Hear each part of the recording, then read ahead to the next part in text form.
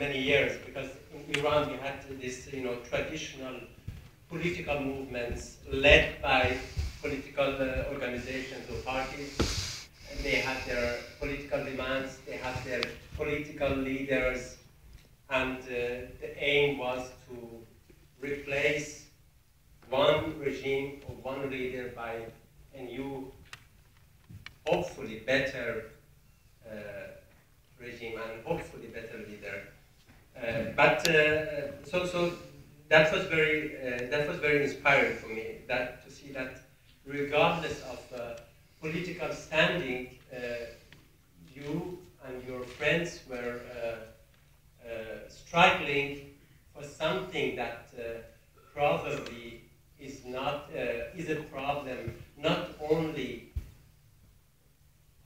among the people inside the regime, but also among lots of opposition groups. I mean, gender apartheid has been there for so many years, and probably it's still among many of us, even people who are sitting here coming from that culture or even from this culture. So I think it's extremely important. And what I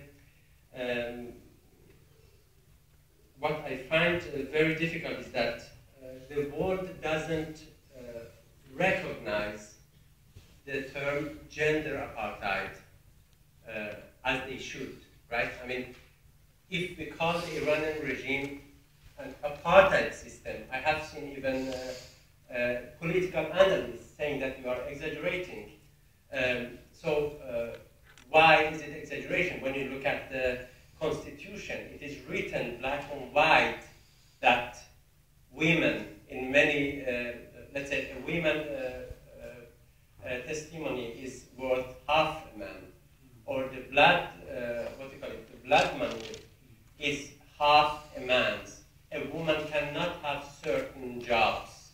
A woman has to cover, they have a dress code, and if they don't follow it, they could be lashed up to 74 times. So it is a law that not only discriminates women, but also actually encourages violence against women.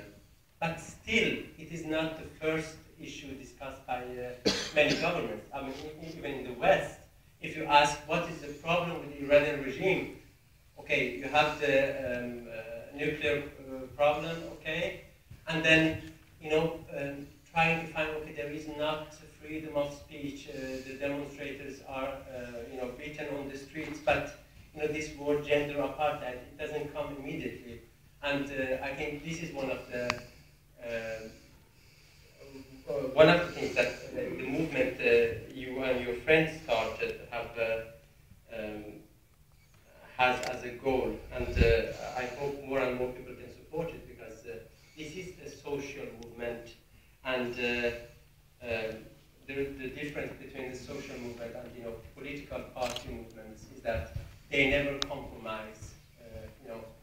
Women in Iran wouldn't compromise even if one or two of the women were given the presidential post, right?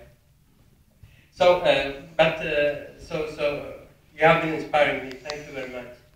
And also another thing. Do you remember Leila Mafi? Yeah.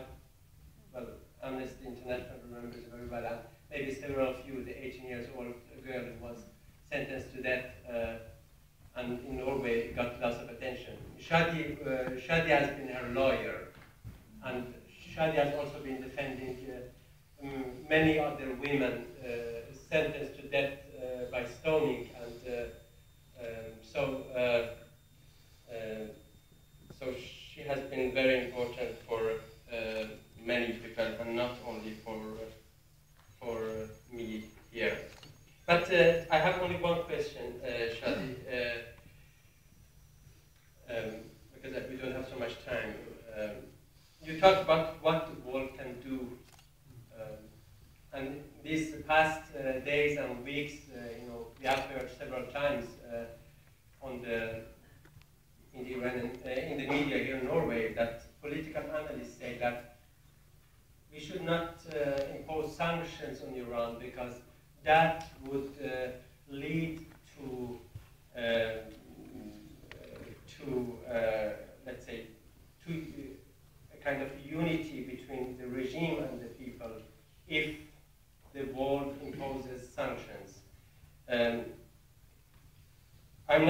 say what I mean about that, but I hope to hear your and how and what kind of, and if the sanctions help, what kind of sanctions you have already mentioned.